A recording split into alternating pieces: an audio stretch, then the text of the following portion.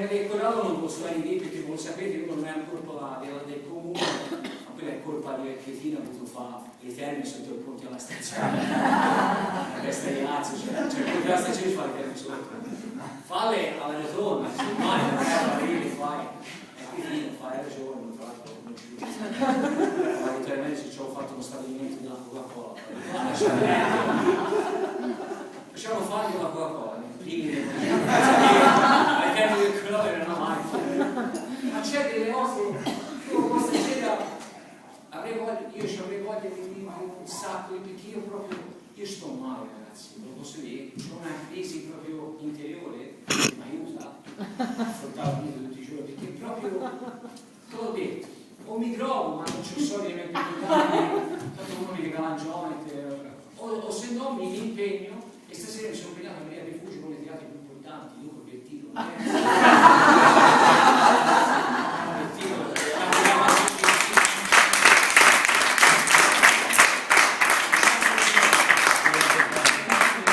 Questa era facile perché io qua Bertino io ho iniziato a Bertino, ragazzi. Allora, è iniziato a Conte, il primo saggio mi fa uno scemo che era sua mamma e l'ammazzava. Eugenio Vighe, Eugenio Daunino, poi invece fa un dottore che si è ammazzato. Il terzo saggio fa dei favori e muore. Insieme che ma mi fa guarda quel saggio per favore. E mi ricordo sempre bellissimo che c'era uno al saggio, non aveva mai studiato, e praticamente il saggio era buio, luce, e facevi il saggio, buio, luce. Questo entrò, buio e l'endorfina.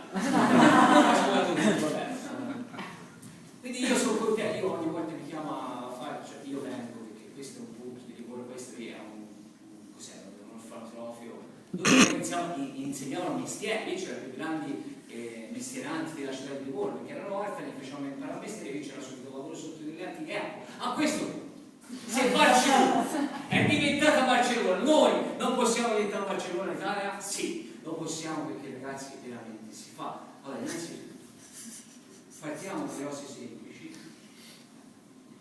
la svolta la allarghiamo, la svolta e viandante e si chiude la lavoro per due perché è rotto gli occhi.